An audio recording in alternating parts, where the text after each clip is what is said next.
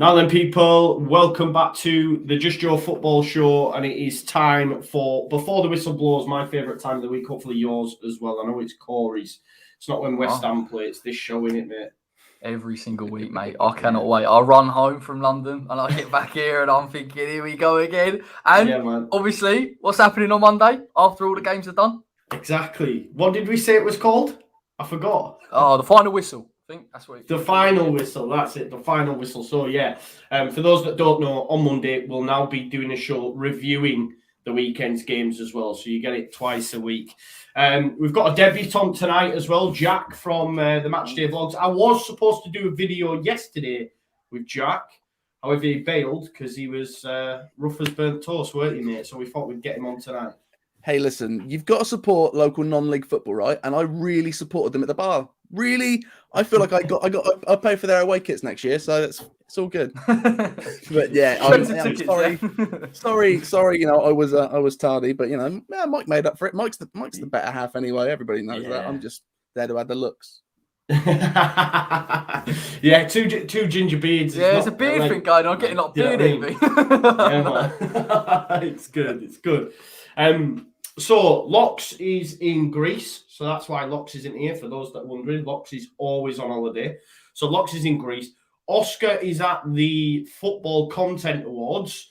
I've got the notifications on because, as some of you know, I was nominated for an award. So you might see my face change, like when I don't win and I have to do that thing of like, oh yeah, I'm really happy for whoever. They deserved it. Do you know what I mean? But I think my man Connor is in the same category as me, so it's probably more than likely he will win it. I've not gone because Corey, London is an absolute joke for travel, for staying in hotels, just for the total cost of everything. I thought if I go to this event that's on for about 5 hours, my kids would go without presents for Christmas. So I'll just leave it. That, mate. You've got to save up for that PS5, haven't you?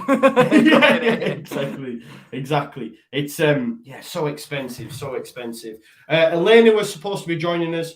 Elena has broke down. I thought it was a poor excuse, but then she actually sent me a photo of her car outside of work. So she's literally sat outside work. She may join us. She let me know like 5 minutes ago she might join us when she eventually gets home. If she gets home, she said, I'll get onto RAC now and I'll tell them to hurry up. And I'm like, I'm not sure if you say you're going on like a YouTube, they're going to be like, oh, quick, we better like hurry up and go sort her out. So we'll have to wait and see if Elena shows up. But right, Corey, international break.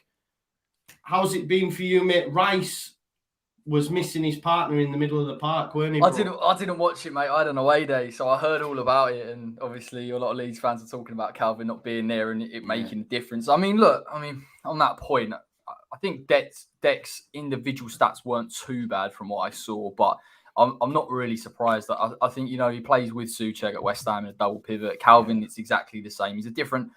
Calvin's a specialist, you know, single pivot. If you were going to play Calvin and Deck wasn't there, the balance would be all right. And Southgate tried to test it out with Mount and Foden. There's a lot of attacking players in there. It does make me think a little bit that Southgate's looking at some of the criticism and thinking, actually, I've got to be more on the front foot. Foden had a great game, albeit against Andorra. His passing was unreal. So maybe he thought we could get something there. But for me, it's Deck and Calvin as starting. And I think you need that base, as negative as people call it, to allow players like Grealish, Mount, Foden to all get on the ball and try and finally push Harry Kane into the final third where he actually belongs. Yeah. Jack, I don't know if you care, but I thought it was quite interesting the fact that I do believe had Bellingham been fit, we'd have seen Rice and Bellingham. Calvin wasn't there. Bellingham wasn't there. I find it quite interesting that he didn't go with Henderson and Rice. Do you know what I mean? As a two? As opposed I do, but at the same time, why would you do that when James Ward-Prowse is there? I mean, yeah. when you got the lads, you know, not missing game time apart from the red card. Ignore that. I'm joking, man. I'm not seeing them free kicks, mate. That's like class, man. It was one of those things, like you say. I think Southgate has come out these last few games slightly more attacking than he was in the summer. And being a Southampton fan, I did spend a lot of the summer saying, if Prowse was in there, things would be great right now. And there's no evidence to that. There's no evidence to that apart from me saying it. Right? There's nothing to that theory. apart from me saying it. But what I will say, he scored the other night, so therefore I'm right in what I say. Yeah. Yeah. So, he had his penalty saved. Hang on a minute. Shut up. Calm it down. There's ups and downs. This season it's all been down so far, but hey, he's coming on. But no, I think you're right. I think if the choice is there, Henderson's the way to go. I don't understand why it wouldn't be the first name on the list. But then again, do you think that's him? Like, it really shows where he is. His place in the side, doesn't it? Really. I think it's harsh though, isn't it? Because he is a good captain. He's a good leader for a squad, and to knock that in any way, it's a bit of a strange one. I don't think he suits the way that. He's so different for Liverpool. Like, he's so perfect for that midfield three. Yeah.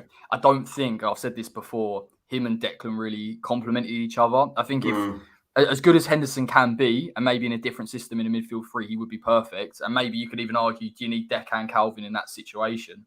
I just feel that if Calvin's not there, I would look at Dec and Bellingham, because I think you'd still get that balance. You get Bellingham to get further forward, carry the ball, and Dec to sit where Calvin normally does. So we've got to get it right, and I think we will. And I actually do want to see Bellingham in a couple more games, because there will be games where we do need Jude Bellingham. It will just give us something different. Yeah, it's quite, because when Calvin pulled out, there was a little part of me as a Leeds United fan thinking, and I know a lot of Leeds fans will disagree with me, but I was a little bit like, if Bellingham comes in and performs, because he's unbelievable. I think he's unbelievable. Is there a case that Calvin might struggle to get back in? And I know that sounds mad if you consider that he was voted England's best player, yada, yada, yada. But I just think Bellingham's that good that maybe Rice and Bellingham is that long-term, partnership. I mean, Calvin's 25, isn't he? I know it's still relatively young, but, that's probably the future, do you think, Corey, Rice and Bellingham? I think it's harsh on Calvin, if I'm honest. Yeah. I just look. I'm a Leeds fan. I'm just thinking. Well, look, I know we're laughing about James Ward-Prowse, but I think he's a genuine option in centre midfield. Can play a bit deeper. Can play the number 8. Like, as for England, we have to start looking at different combinations. And sometimes when you've got Grealish, Mount, Foden, these players, it's almost like you've got to have that double pivot because it's got to give a bit of security. But I think Bellingham and Rice will probably start to come in, but then that's harsh on Calvin. I can't say that. He's been England's most consistent performer. I've seen games where Dec's not been brilliant, and then he's had brilliant games like in the final. But Calvin has always, for me, been a constant. And it seems to me when Calvin's not performing at his best, the side isn't performing at his best. So it goes like that. So yeah, you'll be pleased to know I'm giving him his props, man. Exactly, mate. And it was great to see on social media, because I was like you, bro. I didn't see the game. I was too busy watching Bake Off. It's mad, really, how, straight up, like how in tournament football, just me, I can really get into it. And then I was like, no, do you know what? Gareth's really turned my opinion in this current crop we've got. I'm so happy. I love England again. But as soon as it's out of tournament football and rubbish games against Andorra and Hungary, I'm like, yeah, I'm not fussed. I'll wait for World Cup to come around. Do you know what I mean? That's what England does. It's tough. I mean, at least look, it's on the telly, so if you're about, you'll watch it. Do you know what I mean? It's at least kind of with these games now, even Andorra, like, there is a bit of intensity about the way that we play. So many years we've gone into games like this, and it's been like 2-0 England, and like, could you not step it up like just a little bit? Yeah. But then I guess we drew against Hungary, which was disappointing. It's just, I'm happy it's over, mate. Let's be honest. Club football is where it's at. Other than when you get the nice little World Cup and Euros and everyone's out having a beer, it's kind of just like we've only got 4 weeks, and then we've got another one, haven't we? Oh, I can't do it. Here's the one I don't mind the one in 4 weeks. It's this one now that I don't like. You like just numbers one I don't know how my team is yet. I don't know if Southampton's good yet. Probably not, but I need a few more games to tell. I need these next little run of games, and this has really gotten in the way of it. Bothered me. Yeah, I hear what you're saying. I do, because it's like, what, 6? How many games have we played? 7, right? 7 games or 6 games? Is it 6? 7. I think it's about 7. It's a shame, because what it does for content is you go, I better review the 7 games, as if like none of us really don't know what's going to go on after that. Yeah. You feel a bit like a fraud just sitting there going, we're doing all right so far. Like, and this season's been mad anyway. Teams have either outperformed, they've dropped really badly, and even the league's not really set. So it seems a bit silly. Hopefully next time it comes around, every month the internationals come around, we'll have a better idea. Aye, definitely, for sure. We will. What I will do actually, we haven't. We didn't need to predict anything last week, but can you remember? I will share it with everyone just so everyone has an idea of where we actually are in our predictor. We'll let Jack take on the role of Oscar today. For the predictor, we'll get some predictions again from the audience for Loxers. If Lox is still watching, though, he can fire him in the chat. I know he's given us one for Leicester versus Man United. He's gone 3-1 Leicester, but we'll get to that. But just to give everyone an idea of where we currently are, where we currently stand in the table or the league table on the predictions, I will just quickly share that with everyone. I had an absolute nightmare last time out. I'm on. I got -12 on the predictor. Locks got 10, and he weren't even here. The audience picked that, and we put some mad ones in there. Oscar got 2, Corey on 6, and as you can see, that's where we currently stand. So I was hammering Oscar, and I've ended up on minus. So bit of a nightmare. So hopefully I can get some decent predictions. But Lee, if you're watching, no doubt you will be. If you're not watching now, you'll be watching after the fact. Jack's going to give us predictions for Oscar. We'll take predictions for Locks from those in the chat, or if he's still about, we'll get his predictions. So that's how we'll do that. But let's get straight into it then. So first game of the weekend is Watford versus Liverpool. Watford against Leeds United genuinely were terrible. Like, I can't believe how bad they actually were. Didn't really cause us any sort of problems. At all. Yeah, at all, really. They were woeful. However, Claudio Ranieri is now in. Do we see a new manager bounce, Corey, or is it just too much to ask against Liverpool, who are they're just flying out there? There's that. I was looking at it just from... I really like Ranieri. Obviously, if Lox is watching, I absolutely love the guy, and he obviously endeared everyone when they won the title. The thing is with Ranieri, Dilly dong. That was brilliant, wasn't it? He was a class act, and it's funny because his whole career was about rotating, and in the one season he didn't. He won the league and his first ever league title. So, but I think it's too soon for him to kind of implement that organisation that he's so famed for, and I think Liverpool will take advantage of it. You actually look at Watford's recruitment. I don't think it's... When you actually look at their side, other than maybe Emmanuel Dennis alongside Asar, it doesn't feel like there's anything there where you're thinking in an attacking sense they're going to rip teams apart, or defensively they're good enough. And I think they've tried to keep the balance of the squad, which is fair enough when you come up from the Championship, but the quality of the league this year, and it's interesting with Liverpool, they haven't really recruited, have they? Only Kanate, and yet they get their major players back in Van Dijk, and they look like a different animal. And Mo Salah has been absolutely tremendous. And I was on the train home after Brentford got that last-minute winner that we don't talk about, but I watched it on the train, and it was just typical of him. And he's just a different level at the minute. So I think they batter him. I think they batter him about 3-0, unfortunately for them. Yeah, I do. I just think they just put him to the sword. I think Liverpool are trying to take advantage a little bit. Look at Man City, haven't got a number 9. Chelsea is struggling creatively. I think they'll just take the bit between their teeth and run with it. And that's the problem. We discussed it before we started. This season, Liverpool have got the ability to go on, win and win and win and win. Yeah. And if these other teams aren't careful, they'll pull away. Yeah. Jack, do you give Watford any sort of hope? Do you? I suppose with Watford, if they were playing anybody else really, apart from, a Chelsea, Liverpool, City, I even think maybe not even Man United, I don't think that anyone other than them three, there is a case for maybe saying there could be a new manager bounce. But with Liverpool, they just look too good, right? Yeah, Liverpool is like, it's when we talk about like players who are just outstanding this season, it's almost getting boring to say Mo Salah again, because he's so good. And he just every team, but when the season they won it, there was a lot of games that just weren't pretty, but he just scored. He just kept scoring. And it just seems he's doing it again this season. And I kind of look at this game and I just think, they might be thinking about goal difference here. Going into this game, I'm thinking, let's make sure that we've got that covered by the end of the season. It does feel like a hammer is coming, doesn't it? Yeah. I don't know. I'm not so much on the hammering side. I do think it'll be a bit tight just because of new money. You know why? Because you've just beaten them and you want it to be like, that's a good result. A resolute Watford side. We got it in early. That's why. The biggest optimist I've ever met in football, honestly. No, I do think, though, that new manager will have a little bit of an impact. I don't think it will get them a 3 points.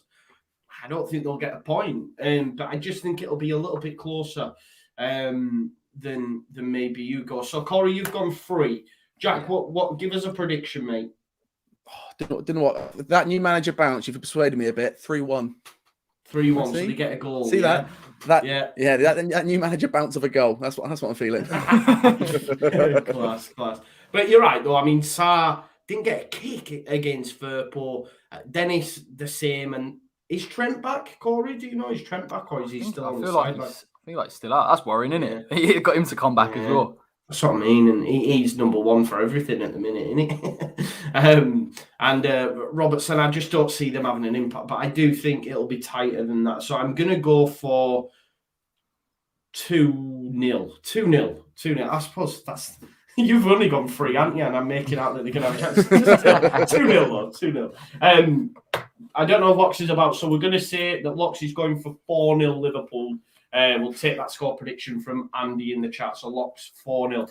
Next game. This is a derby, right? Aston Villa Wolves.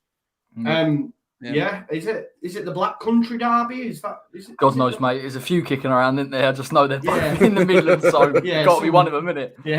It's a Midlands derby anyway. Midlands. Villa. I'm starting to be impressed by Wolves.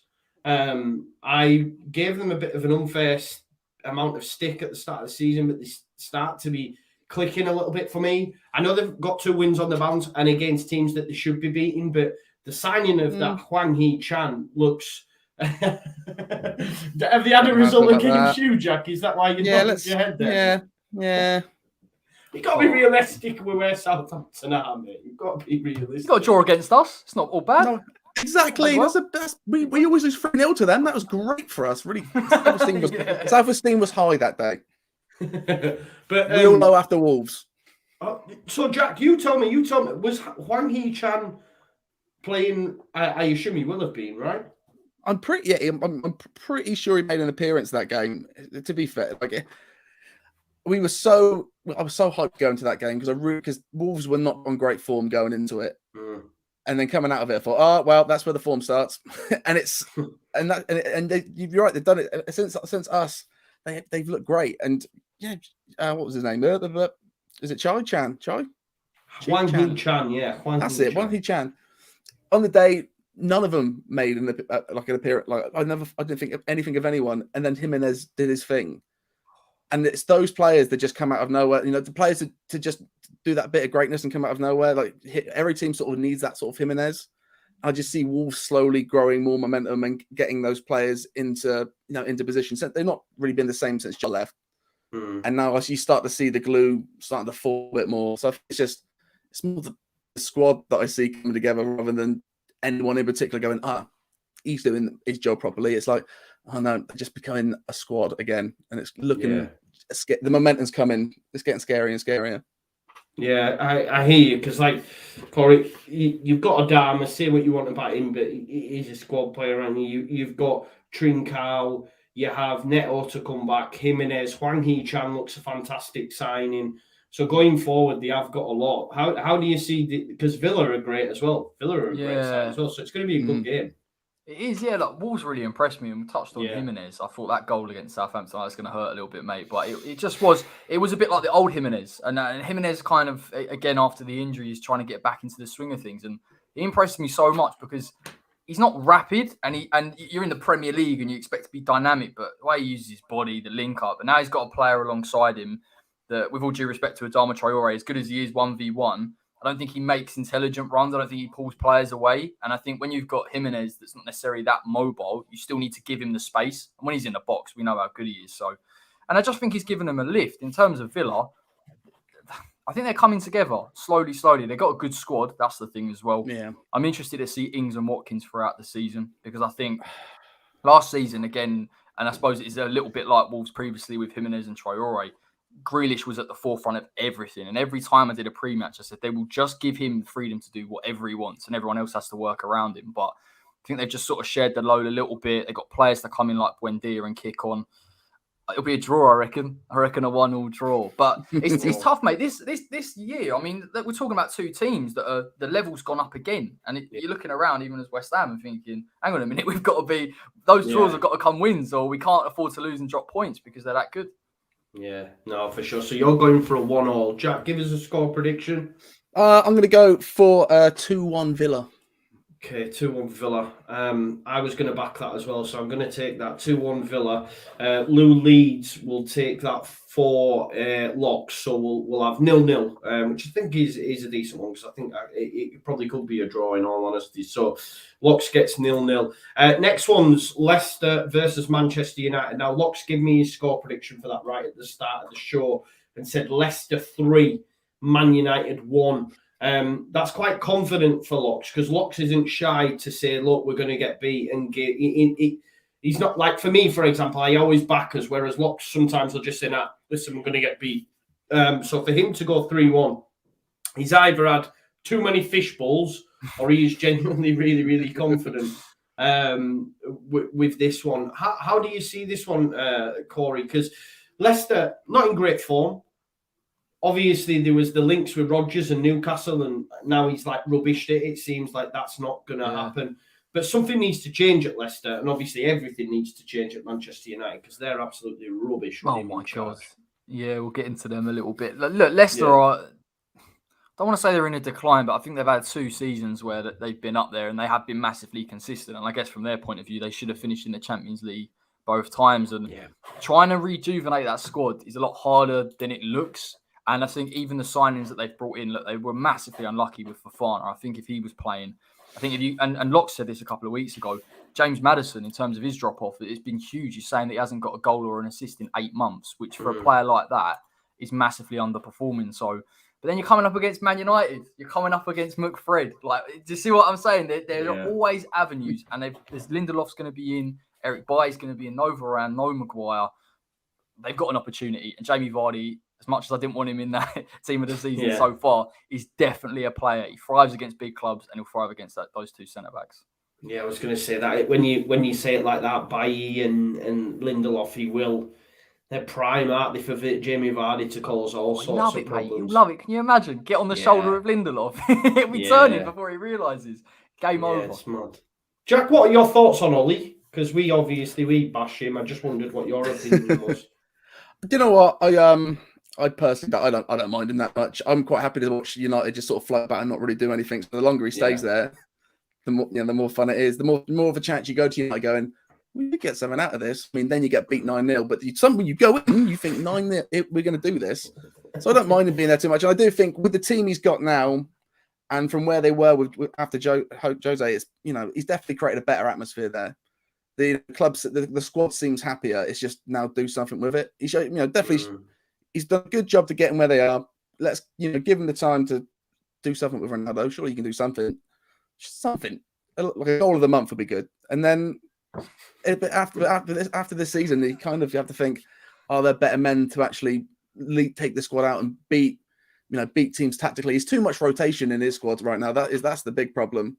You look at the seasons when Pep and Klopp were sort of building up their squad, there wasn't an awful lot of rotation there. Now they can do that and go out and change stuff. But I think United need to just, they need to find that squad and stick with it. They need to find who, if it is McTominay, Fred, or even Matic. They need to rest Matic a little bit, But there's just too much rotation there. He hasn't got Scooby-Doo for me. I just don't know. I'm just not. But like you say, I enjoy that. Do you know what I mean? I enjoy the fact that they are so poor and they do have a PE teacher in charge. It's mad. I think something will give. I think it'll be Ronaldo. Ronaldo will be the one to get this guy the boot. I genuinely think he has that much power that, it's now or never. Like this season, it's now or never. If they don't win anything this season, it's game over. It has to be. And they're already out of one cup, losing to the mighty Hammers. Do you know what I mean? So they already out of one. Got Man City in the next round. That should be good. Yeah, exactly. We've got Arsenal, man. I can't wait. Honestly, if we beat Arsenal, it's quarters. I can't remember the last time we were in a quarter-final, mate, to be honest. I didn't get these quarters in it after round 4. Is that right? Probably, I think it mate. could be. I didn't even really expect to be in it past the third round. So mate, you're going for treble. You're going to win the go for treble. Europa, mate. Come on, we're all in the European tour. Definitely. But Ollie's it's pants. But I think Ronaldo will be, because obviously after the last game when he subbed him for whatever reason, and then he came off, and the way that Ronaldo was chuntering, and Townsend went over to try and swap shirts or whatever it was, and he just went down the tunnel, and you just knew straight away. It's like, yeah, Ronaldo will be the one that will end up costing this guy his job, I think. He's protected quite a bit, Ollie. Like, I was watching the overlap today, and they had Scholesy and Neville there, and they every time they're asked a question about him, he's completely omitted from any type of blame. And I don't remember seeing a manager. I try and look at it in the most balanced perspective, but I just look at their squad and I look at them tactically, and I think this just isn't right. I enjoy it, but from the outside in, it actually frustrates the life out of me, because the minute they go and get a Conte in, if they get a Conte in, then the level goes up immediately. Yeah. But even more interesting than that is United fans. You'll think they're saying Ollie out, Ollie out. They come to London Stadium, they're all cheering Ollie's at the wheel. They did the little stat thing saying 76% still think he's the right man. I can't get my head around it. Man United's a massive club. For them to be like content with that is quite a stretch. So it's amazing what signing Ronaldo can do in it. Look at the protesters and how crazy they went last season. Exactly. And now you're like, that's exactly it. Don't matter, does it? Don't matter. It's mad. Ooh, don't matter. Don't do that. I had some guy on the train back home doing it, with a typical Man United fan in London doing it on the train. I was like, no, don't do it, mate. To me. Just my best friend does it for any small achievement of the day. Shuts the door without it slamming. Ooh, it's like, shut up, shut up. It's it's mad, Man United. Make me laugh. Maybe he's got shades of Arsenal to me, like. Arsenal were no, but I don't mean now. But if you take it back, let's say 5 years ago, Arsenal were in this place that Manchester United are in. Does that make sense? I'm not saying they'll ever. Kind. Do you know what I mean? Kind. Like, I don't know. No, it's a good point. They're both huge clubs that have fallen off. Massively. I just think because Man United are such a huge club and they've got that commercial revenue behind them, it feels like they can never really slip as far as Arsenal, whereas Arsenal are Wenger, as much as he was sort of jaunted out and everyone wanted him gone, he did keep him at that level for a long time, and their rebuild probably been more painful than Man United. So it's a good point. It's a good point, mate. But it's the American owners as well. It's that American ownership that sort of, it's the same sort of straddle. You sort of there's just similarities in the way that they do things. And they both seem to be making poor decisions every turn. Yeah. Well, they're rubbish, and I enjoy every minute. I hope they drop out of the top four, but I just don't think anyone's going to get close, because Man United will have them individual players that will pull off. Oh man! While we're on as well, the legend that is Hal, Sheffield United Way have just won the winner of the best Football League podcast.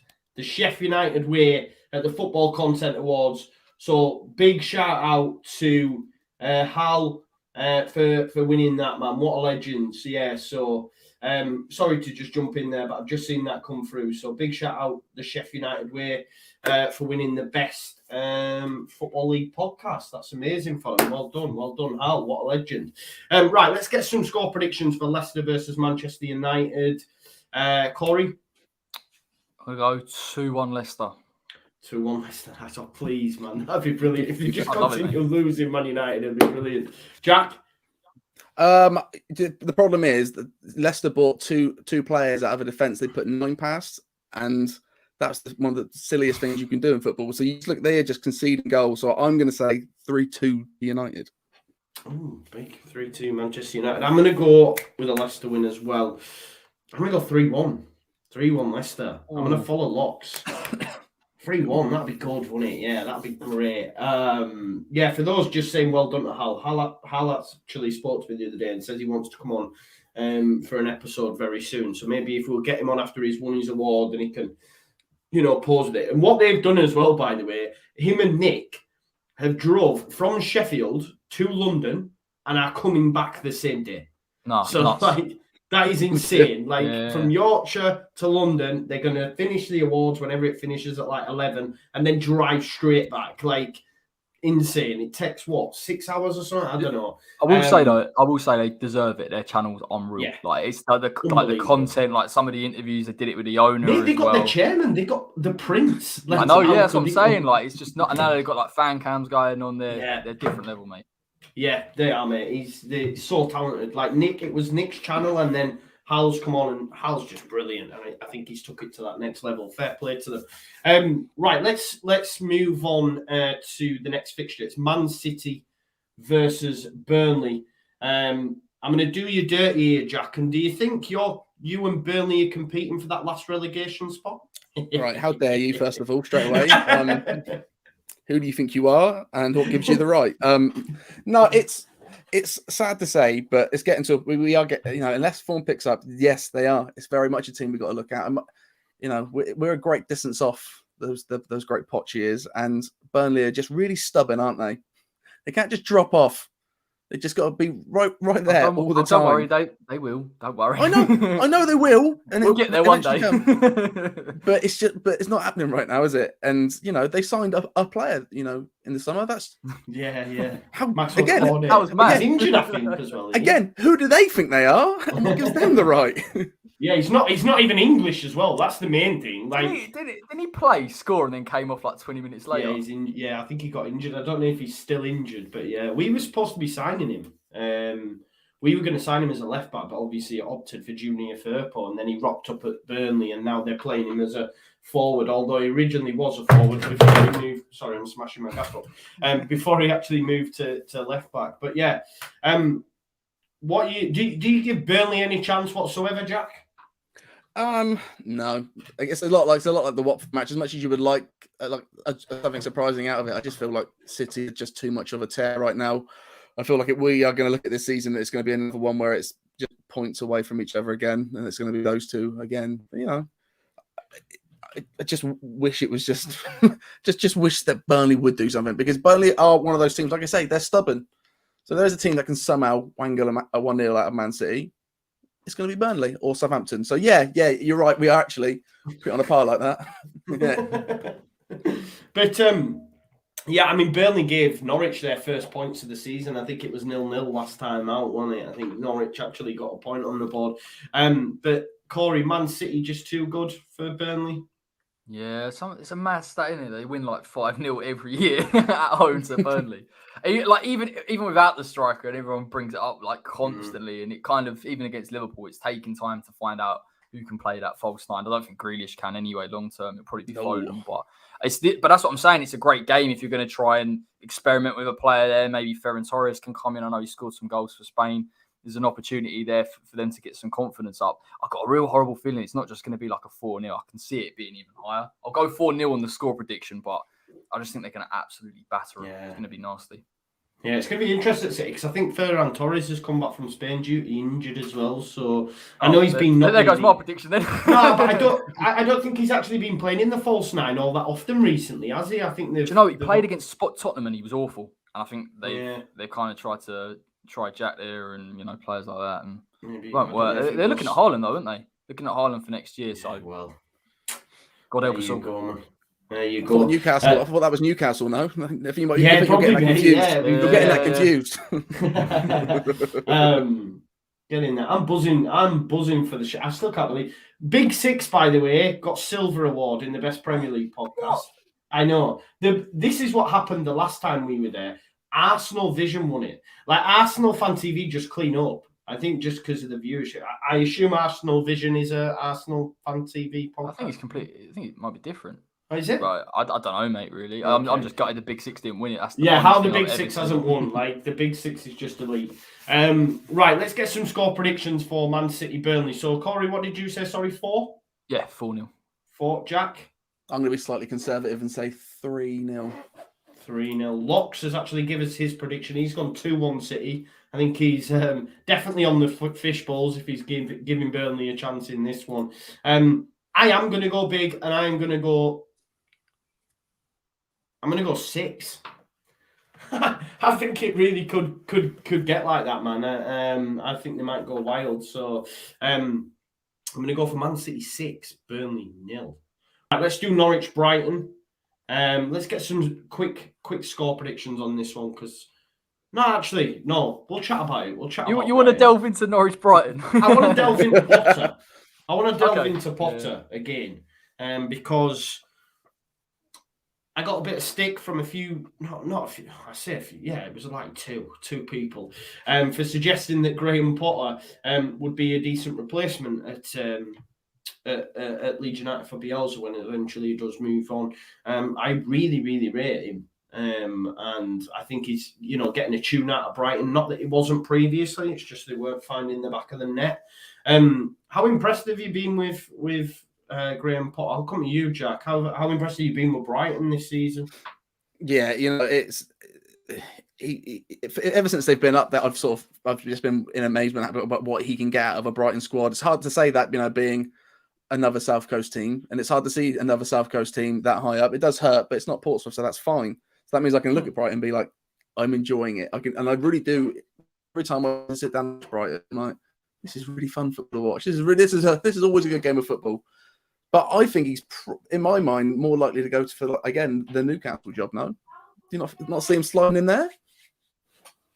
Yeah, no. You make a good point. You do make a good point. Sheffield United have doubled up. Sheffield United have doubled up. They've got best club content creator in the Football League, so they've got 2 awards. Corey, they've won the double. Man, they were always going to clean up down there in the Football League. You go, out had a tough season last year. We gave him so much stick. Just give him some credit. Let him have the awards, man. Yeah, class. Cool. Yeah, Corey, thoughts on Potter, Brian? Yeah, he's class, mate. No, he's a brilliant manager. He really is. It's kind of interesting. It's sort of, they go up gears, Brighton, and this season, I think, in terms of taking their chances, they really showed that in the early spell. I think even players like Neil Maupay that have been better, have been more clinical compared to last season. And I think even where they've lost players like Ben White and they brought in Duffy, they've still been able to perform at that level. So it shows you how well coached they are. And I think people were saying that obviously Basuma's, he's been wherever. And they've got another player that they brought in for big money in the summer that hasn't been there either. So they've got levels to go. I'd love him for England. I really would like Graham Potter for England, if I'm honest. I think we need a progressive manager. We need a guy that can be tactically flexible. And as good as Southgate has been in galvanising the England squad, I think if you gave Graham Potter those players, can you imagine the football we'd be playing? And you talk about Brighton not taking their chances. You could probably get a tune out of Harry Kane at the minute, to be fair. So I know it's off, and I know they've asked him about it, and he probably won't go for a while. But that would be my dream if I was going to put Graham Potter anywhere. Yeah, definitely, for sure. Do you give Norwich any hope of getting any more points in this one, Corey? No, they really annoy me. Like, I remember doing that before the whistle blows the other week, getting the ump about. They just annoy me. There's no ambition there. Like, I know they're trying to be a sustainable club, and I do understand it, but I just would like to see a little bit more. And when they came up last time with Farker, it felt like there were games where they were in and they were competing, and you thought, oh, hang on a minute, maybe they could do something, even though they were significantly weaker. This time feels very, very different. Feels like they've come up. There's nothing really there. I think Gilmore's not playing as well. I think Chelsea have got the ump about it. He's a top player, and he should be playing more regularly. And I think that was inevitable. Like, the minute they lost someone like a Buendia, who was so crucial the first time round, despite getting relegated, I think there just was always going to be a drop-off. So I don't give him any hope in this game, and this season I don't give him any hope either. But it's interesting. It's an interesting take, because I know Norwich fans look at it differently, and that's fair play to them. But if I were them, I would probably be a bit frustrated at coming up and not competing enough. Yeah. What are your thoughts on Norwich, Jack? I think they're just kings of the championship, aren't they?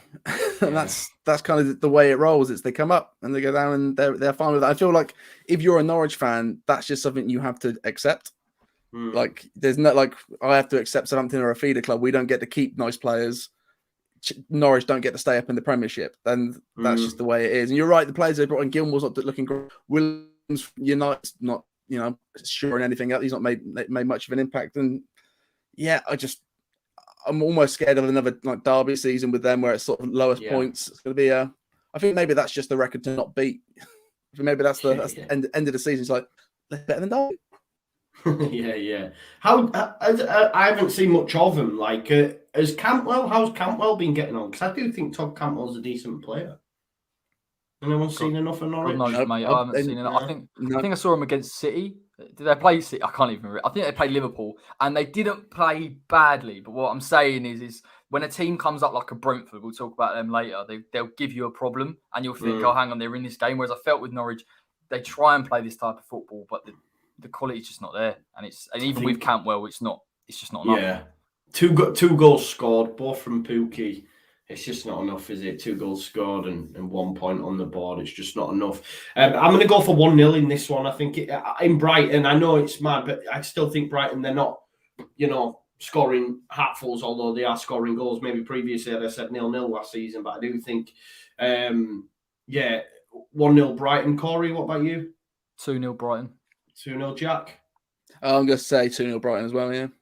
Cool. We need a score prediction in the chat as well for Norwich Brighton if someone wants to put that in for me. I've just been Ben says Todd Cantwell has been mediocre, Joe. He is certainly someone that someone I would would take at Leeds United though. We were linked with him previously, so he looks like Conor Gallagher as well, doesn't he? Yeah. If they were to go down again, then maybe there's a chance for that, but we'll wait and see. Marcus May's gone 2-0 Brighton as well, so 3-2-0s. We'll take that. That's for locks. Locks a score prediction on that one's 2-0. Let's have a look. There we go. Sorry, I'm just reading stuff. My apologies, guys. Not great presenting. My apologies. Southampton versus Leeds is the next one. Jack, you didn't get to see it. You prepared for this yesterday on your channel. Yeah. And you were in your bed, in your pit. Now is your chance, mate. Talk to me. What are your thoughts ahead of this one? Do you know what? I'm excited for it because, as Mike said to you last night, the first home game back last year was you guys, and we had to sit right in front of Bamford as he mugged us off. Well, he's not here now. He's not coming. Is Bamford playing? No, Bamford's out, mate. Yeah, you're right. Thank God. So yeah, he ain't there this time, so it's going to be fine. If we have your Bamfords, your Jimenezes, them lot come in, it's over for us. Even Werner, we're over, but they're not there this time, so we should be okay. And the nice Saints recently, defensively, we've looked good until the red card against Chelsea, but we don't do too well after red cards, regardless. It's shaping up. We just need to score goals. Annoyingly, Shea Adams is out for us, so that's going to be a bit of an issue. So I've got a feeling we might see a slight change of shape for us. I think we might go 4-1-4-1 and stick Rozier up top because he's been killing it in the internationals, and he needs a little bit of an opportunity to prove it in the starting 11. He's come on a few times, but when he comes on the pitch, he just doesn't look that enthusiastic. I feel like he needs to get a bit minutes on his back just to understand what's needed in the game, especially in the Premier League. I don't think he actually started a Premier League game. So I'm looking forward to that. If that 4-1-4-1 with no Shea Adams, Adam Armstrong is a partner up top. The help with the press and stuff like that. And without Shea, we'll be putting up Redmond or maybe Walcott. I saw Mike put Walcott up there, and it just angered me. It really made me upset when he put Walcott in his starting lineup. I don't want that. He's nice to have at the club. It's nice, it's nice to have the boy back, but I don't need to see him on the pitch. So I think we're going to go 4-1. You know what? It's not that bad. It's an over-exaggeration. It's just that we've got so many wingers. And every time you hear Ralph talk about them, it's like, he's a good winger and he can play all over the pitch. It's like, no, can we just have a good winger who plays on the wing?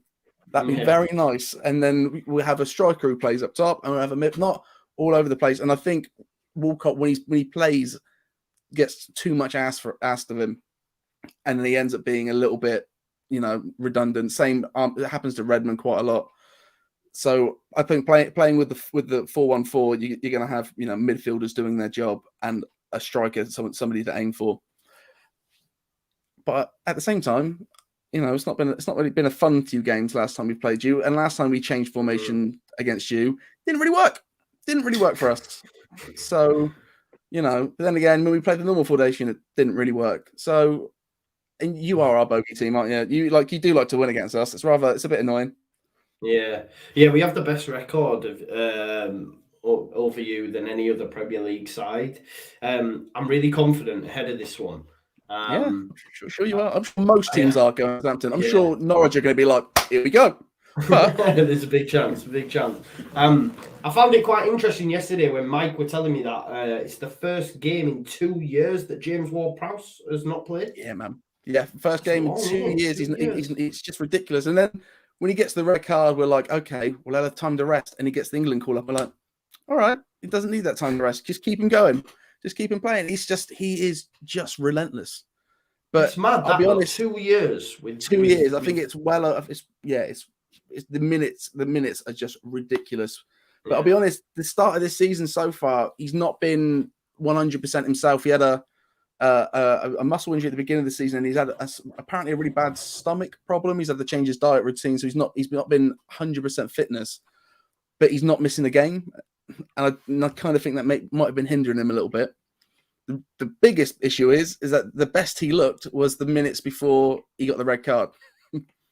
We were like, he's looking. Here you are. He's going, getting stuck in, getting the ball forward, and then a big challenge in Rudiger where it didn't need to be one in their box. I get what he was doing, but it was silly. Yeah. But I'm hoping last time he came back from England, he came back just big smile on his face, full of confidence. There's these videos of him, training with the boys, and they're all like, "Oh, how'd you do that, Prowsey?" He's like, "I'm a footballer. I'm paid to do it."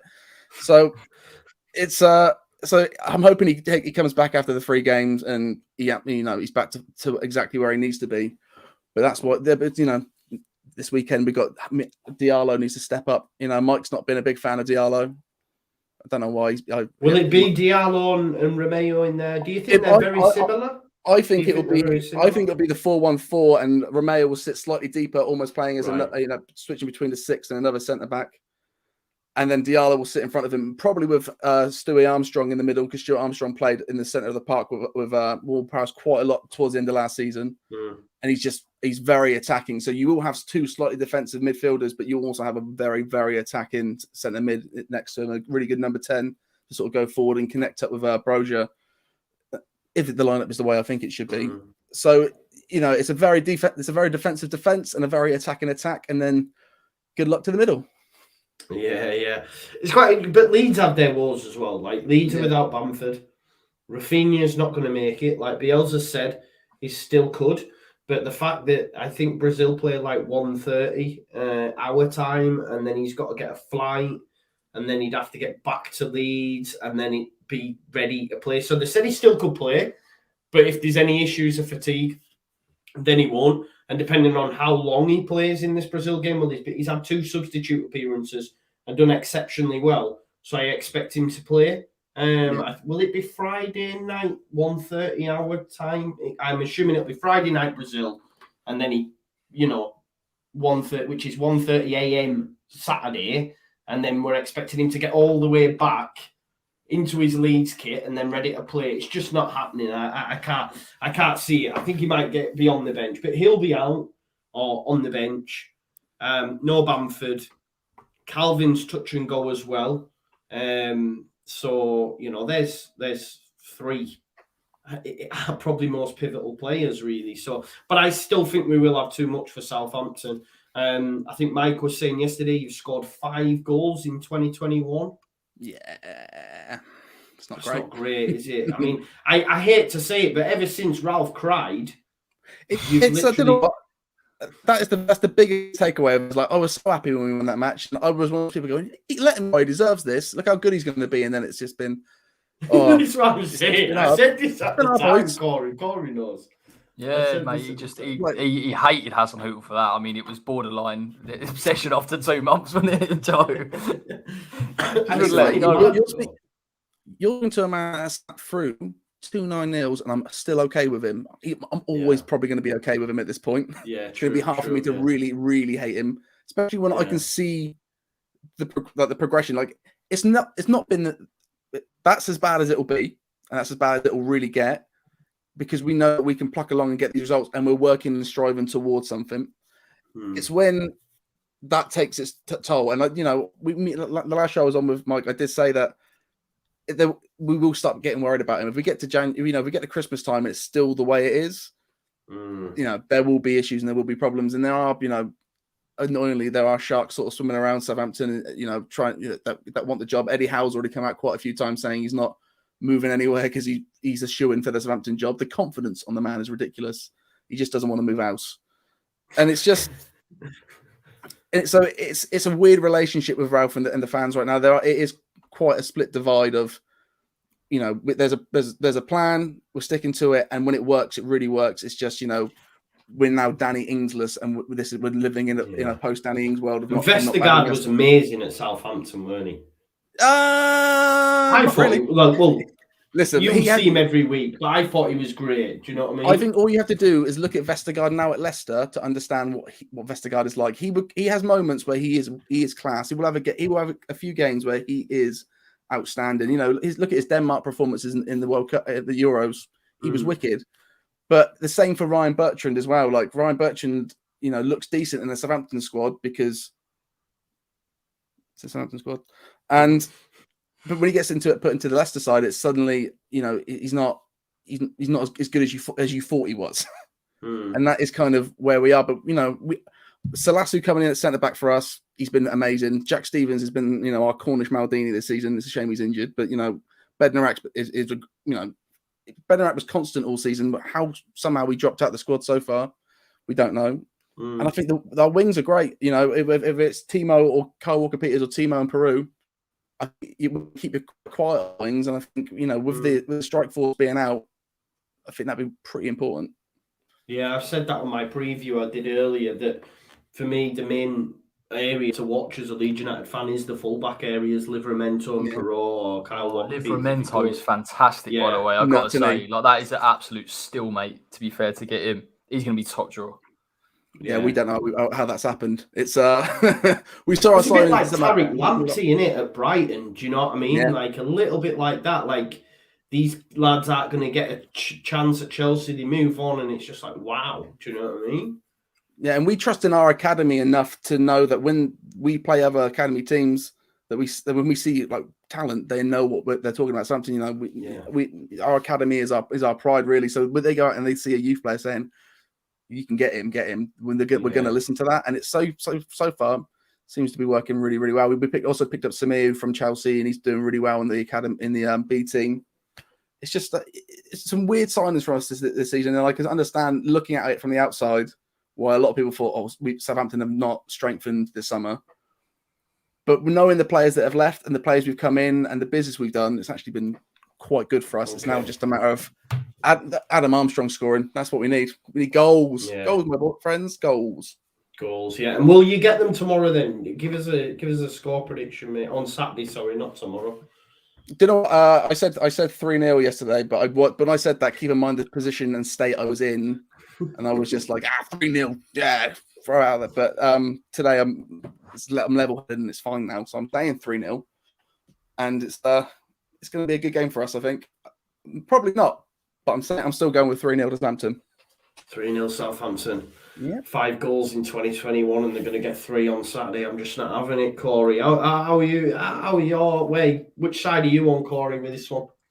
I've been mildly impressed with Southampton despite the results. So when we played them, get in there. Yeah, I know it means a lot. That's our 6 points every season. That, but we go down there and that's the thing I noted before we played them, that defensively they have improved. They were so open last year to the point where it just benefited us as a counter-attacking side. And West Ham being possession-based and a couple of teams wanting to get on the ball, you give Southampton the chance to get back in shape. And I think, to be fair to Hazen, who, although we rib him for crying and things like that, but he has shown that versatility, and I think he's almost accepted that, hang on a minute, we are going to have to play like this at times. Yeah. As admirable as it was for them to play as expansive as they did, they do have to change. And I did have my heart in my mouth when Brozier come on against us and hit the post. So I know what he's got, and I wish we'd got Armstrong as well. They've got a good team, Southampton. But having said all of that, I do think Leeds will be too strong for him, if I'm honest. I think it will still suit them. As a team like Leeds in the transition are frightening. They absolutely tore us apart for nearly 30 minutes at Ellen Road. So I know what they can do, and I think Southampton will come undone. So I'm going to go 2-0 Leeds. Yeah, cool. Everton look good this weekend, don't they? Hey. Oh, mate, I'm already prepping for it. Don't worry about it. It's a Benitez masterclass. Don't worry. As long as we beat Spurs next week, that's all I care about. Don't worry. I do think this is like when Leeds United, the basketball game gets thrown at us a lot. Southampton and Leeds is that, like, because of the way both teams played, it's probably the most likened to a basketball team game you can imagine. How like, just the way it breaks down constantly and stuff, and it's just back, forth, back, forth, back, forth. But I just think going forward, we have the advantage over what Southampton have got, especially this season with the loss of a Danny Ings, for example.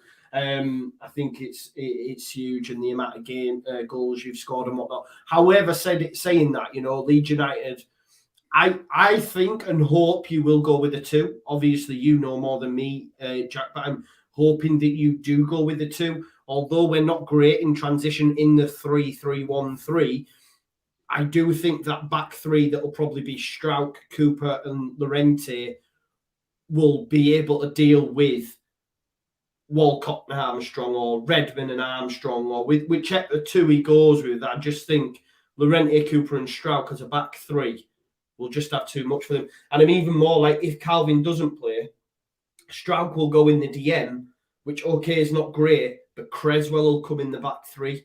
And after seeing his performance against West Ham and Antonio, again, it's someone I think I'm not concerned. You know what? I got a bit of commonality. Salisu had a really good game against Mickey, and so did Creswell. So, really? Yeah. And Mickey's still scoring. So, but did he score in both as well? Got a red card, didn't he? We didn't score against Southampton. Yeah, he got sent off, didn't he? Oh, is that where he got sent off? Right, okay. That's because Jack Stevens was about that far away from him. He was just so angry. But saying that, I do think it's going to be tight. So I'm going to go 1-0. 1-0 Leeds United. Corey, you said 2-0. Jack's on 3-0 Southampton. And Locks is going to go 3-0 to Leeds from Tim Smith. Right, let's do Brentford-Chelsea. Brentford, like Wolves before, like Sheffield United before, after them, like Leeds United last season, they are the team that's come up from the Championship and are just ripping it up. I'm looking on with envy, I can't lie. I think as much as I dislike him, Thomas Frank's a great coach, as we were discussing when we did our team of the season. They've got some fantastic players. Pontus Jansson's doing really well as well. Chelsea without Lukaku, I believe. Is that right, Corey? No Lukaku this weekend?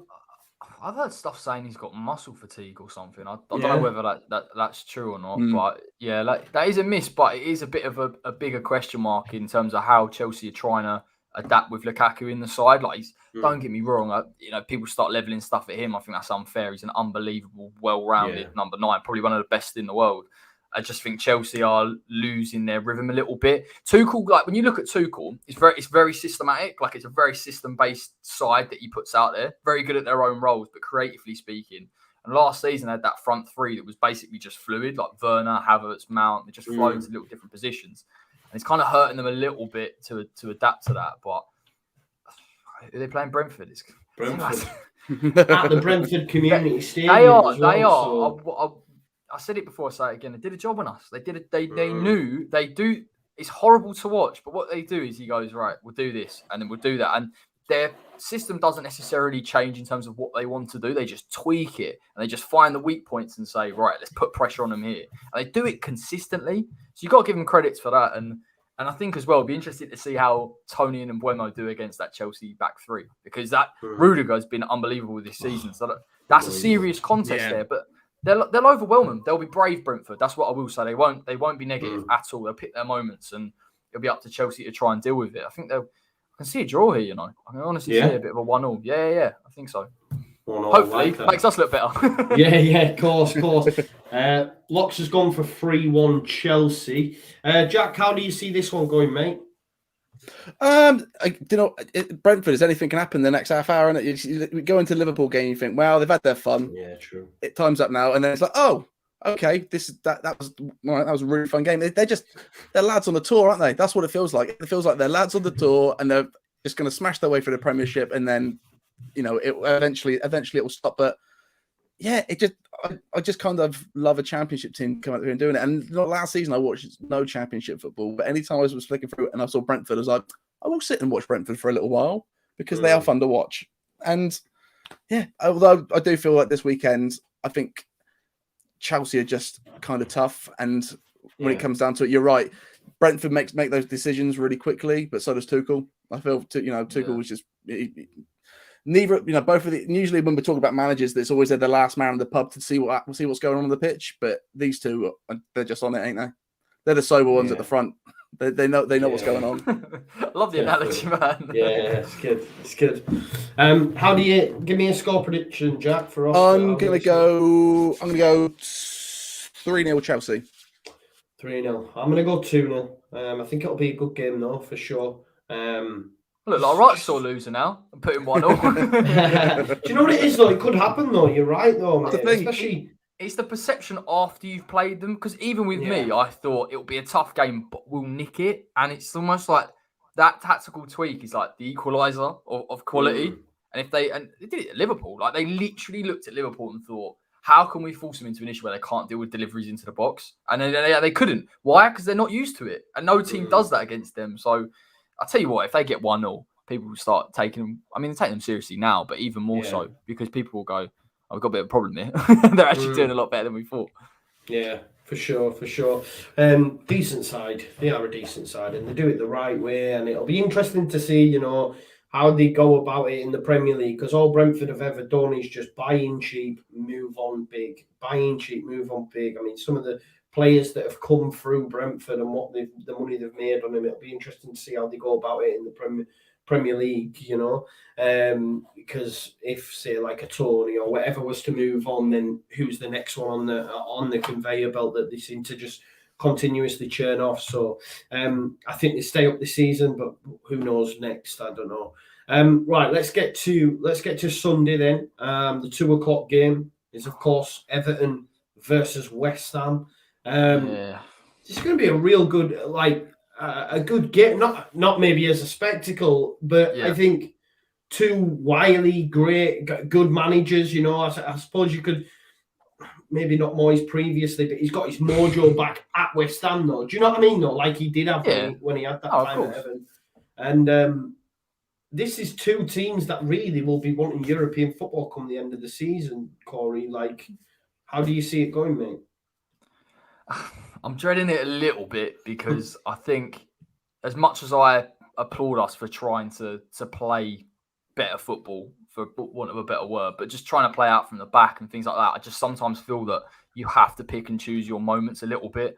And if you're going to go to Goodison Park, can you really afford to be on the front foot, be possession-based and give Everton the chance on the counter, given that's what Benitez is so well schooled at?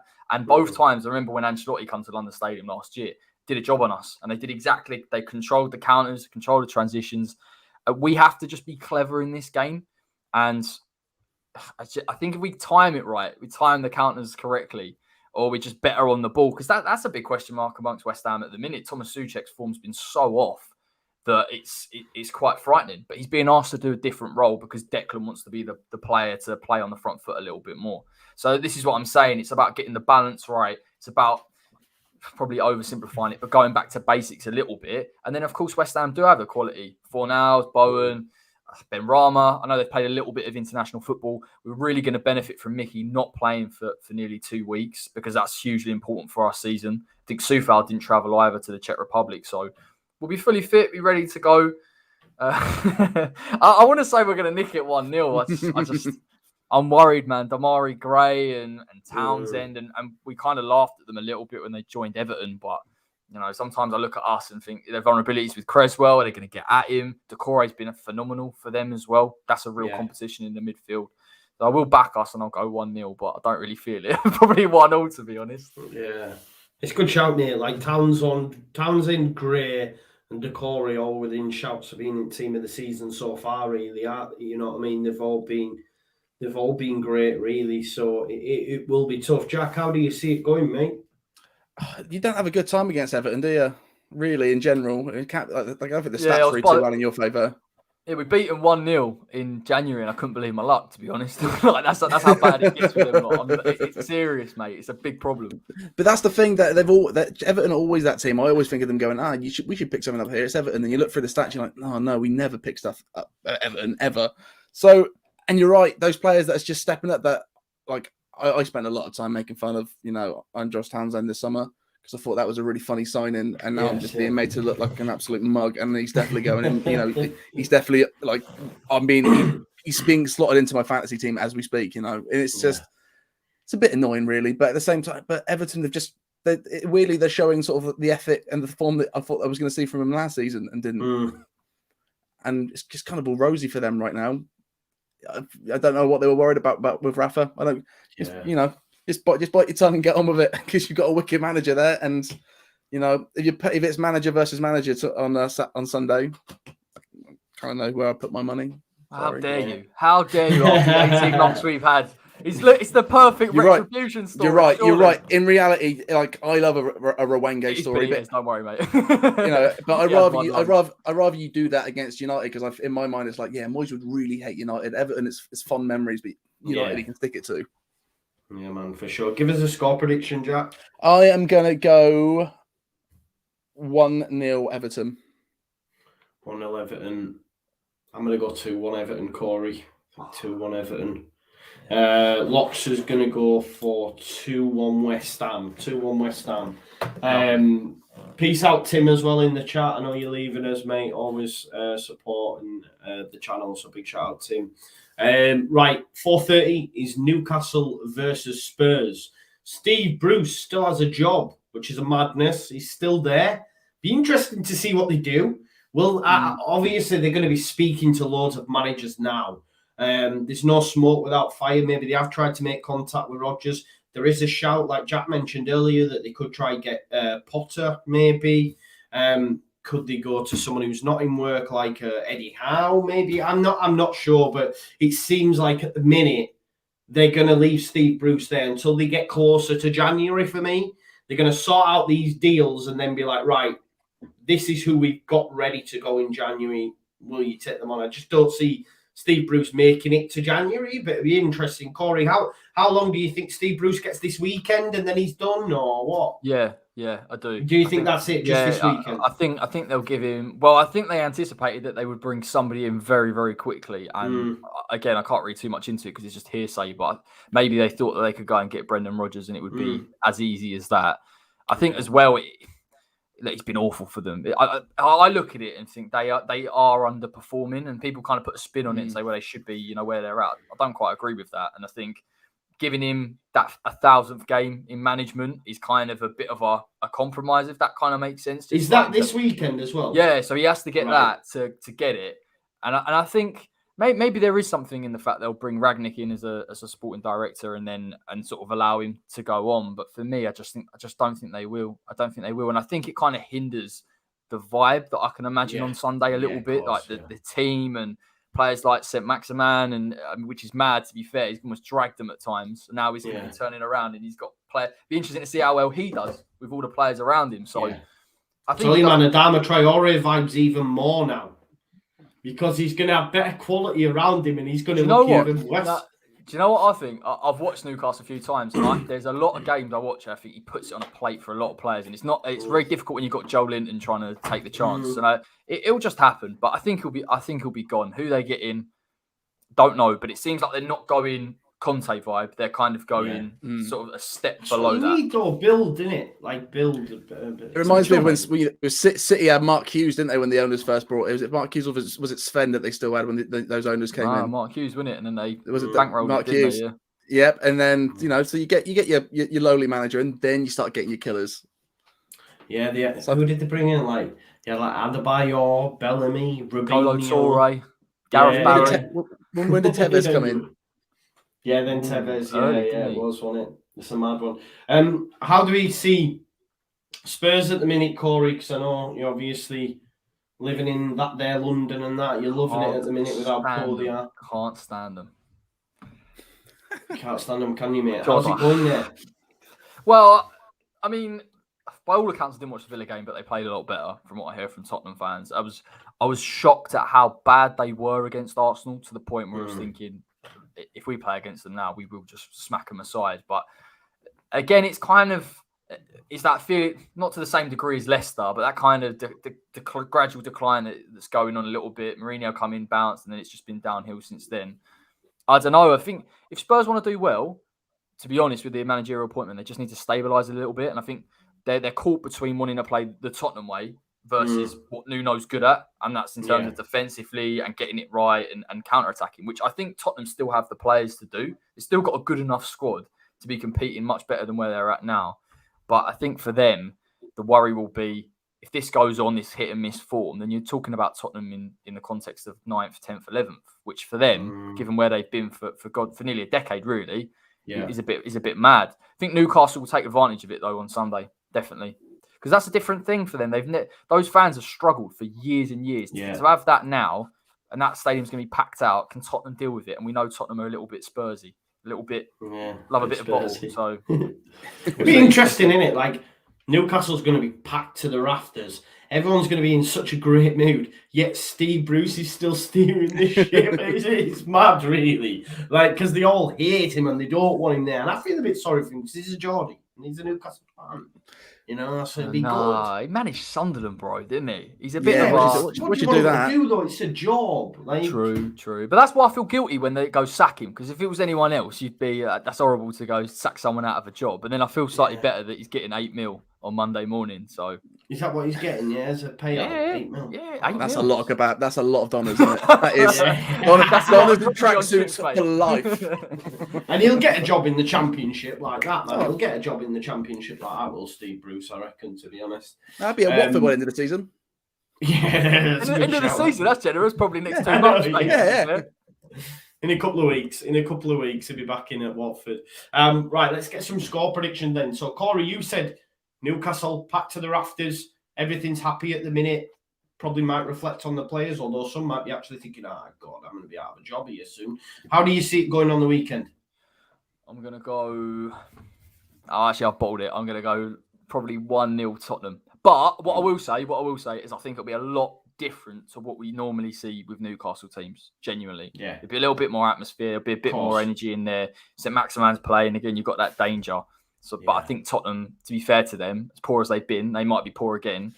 They've just got enough quality. Son can bail them out at any time. So, yeah, unfortunately, 1-0 Tottenham. But let's lull them into a false sense of security before Sunday. Let's just get them feeling a little bit, because if they lose this one, then they'll come next Sunday being like, right, we cannot lose this. So I kind of need that. True. Go on, Mike, give us one. Here's what I'm thinking, right?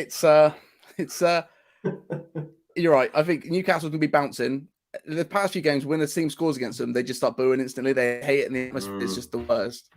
I feel this in the weekend, even if they lose 4-0, it's still going to be going nuts. So, I feel like it could be a game where anything happens. But in my mind, it's more likely that Spurs bottle it than it is Newcastle don't take the opportunity of having the fans absolutely raging. Because when St. James is popping, who is it popping? So for that, I'm putting 1-0 Newcastle. Yeah, I'm going to go 2-1 as well. Corey's won me round. I'm going to go 2-1 to the Black and White Army. 2-1 to Newcastle. Nicholas Griffin for Locks has gone 2-1 to Spurs. Right, let's round it off. Monday's fixture. It's Arsenal versus Crystal Palace. So Arsenal had this upturn of form, and we were discussing on the previous show, they haven't really played anyone. Brighton were in decent form. Will we see? And they went and drew that game. So it sort of could tell you where Arsenal were. And I see Crystal Palace as a similar sort of tough test for them, regardless of if they're at home or not. So this is going to be an interesting one for me. Obviously, Vieira as well back there. Jack, what are your thoughts on Arsenal Palace, mate? I agree. Like everyone, I love making fun of Arsenal those first few games. I'm like, the Emirates is going to look great in the Championship, which one day it really will. One day it will, but it's just not right now. I think Arteta is, he's the boat's steadying. It's not an exciting boat, and it's not one that what Arsenal fans would want, but it's just doing a job right now. But there's something about Patrick Vieira about Patrick Vieira at the Emirates. He's already done Spurs. Go to Arsenal. I just want to see Vieira king of London this year. Sorry, but it'd be quite fun. So you're one of them. You love it, don't you? They all love Vieira love story. God dear me. You know why? It's because the Keane love story didn't work out. Every part of you wants those mean gits to come in and just like absolutely tear a team apart and rebuild it. And I wanted to see Frank do it. Didn't happen. I like seeing old faces. Frank Lampard. I liked him at Derby. It was good fun. And then he came over, and it was really fun to watch it happen. I can't stand him. I can't. It's like a banned word on this channel. Yeah, he might go to Newcastle. He might get the Newcastle job. Yeah, perfect. He could perfect get for him. Newcastle job. I hope he gets it because he's rubbish, man. Yeah, but that's why it's fun to watch. That's why it's fun to watch. Much like why it's fun to watch Ollie. It's like, oh, there you are. You're good there. True. Give us a score prediction, Jack. I'm going to go 2-0 Arsenal. 2-0 Arsenal. Locks is going to go 3-0 Arsenal. Corey, thoughts? Arsenal Palace, mate? Yeah, I'm impressed, to be fair. I know I gave him a bit of stick with Vieira, but I actually think in some of the games that they haven't won, their performances have been very good. And typically it was a turning point, I feel, against us in that second half where they kind of got a little bit of leeway in terms of what they wanted to do. And then ever since then, ripped Spurs apart in truth. And even Brighton, it was very, very narrow. They could have won that. And I think people will be talking about them differently. I think sometimes we underestimate how hard it is to go somewhere and change it. And we have to remember what Palace were like last season. And they've been like that, not just for one season, but for a number. And they've had other managers as well, like Sam Allardyce. So it's not that move to a high pressing side is quite difficult. And they've got the recruitment spot on for me with the 2 centre-backs and Conor Gallagher. And they've even brought Edouard in from Celtic. Elise scored as well, didn't he, the other day? They've got Eze to come back. So they've got a young team, a progressive team, the right team. So they've done it in the right way, fair play to them. I think Arsenal could be a step too far, as funny as it would be for Vieira to get one over on Arsenal. Arsenal were a weird old one for me. Like, people were going nuts. And obviously I do that stream with Lee Gunner every week, and he weren't falling for none of it. 3 wins. And I felt the same. Like, there were games that they should have won. Maybe you could argue with Spurs. But I thought Brighton are a fantastic team this year, and they were giving problems. And I think that's Arsenal fans need to get real with where they are. And I think it's hard because they're such a huge club. And they're so used to being the biggest club in London. And now, all of a sudden, we've piped up, and Tottenham have done it for a few years, and now they're sort of sliding. But, yeah, I think they'll do enough.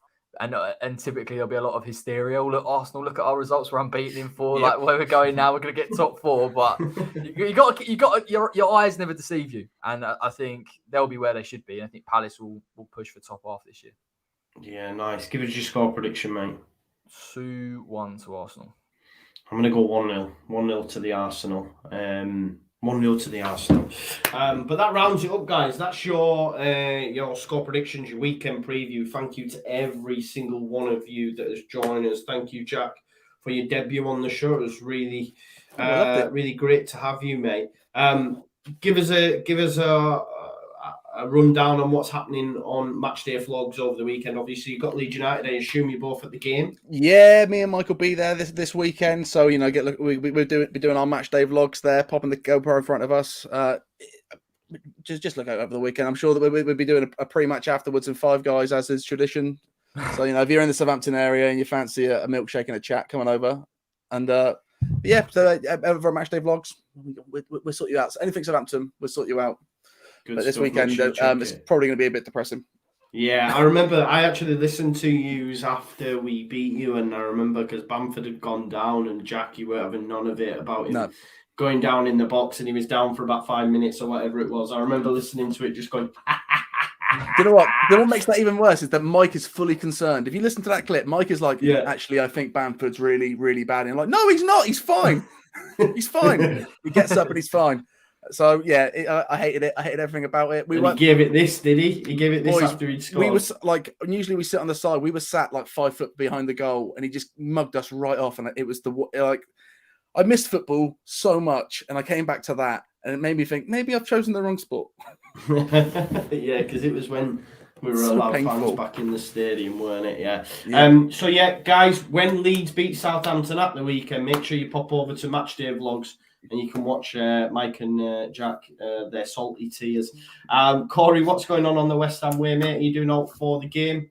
Yeah, obviously I'm going up there. I'm not going up there, am I? I'm getting all excited. I think it's Liverpool. Spurs. It's not. I'm gutted, mate. The internationals just done me over. Yeah. But I am going up on Thursday, so we've obviously got Genk at home in the Europa League. So pre-match, normal post-match with that. Do a pre-match for Everton. Got to have a little look at one of their games and see what they're all about. But I pretty much know post-match, and then Spurs next Sunday, mate. Oh, you can tell, man. Honestly, the build-up. I'll have to make sure we get Elena on for next week. Get her on. Honestly, will. I've got a stream with old Toby from the Big Six on Wednesday. I'm not missing that for love nor money. So good man.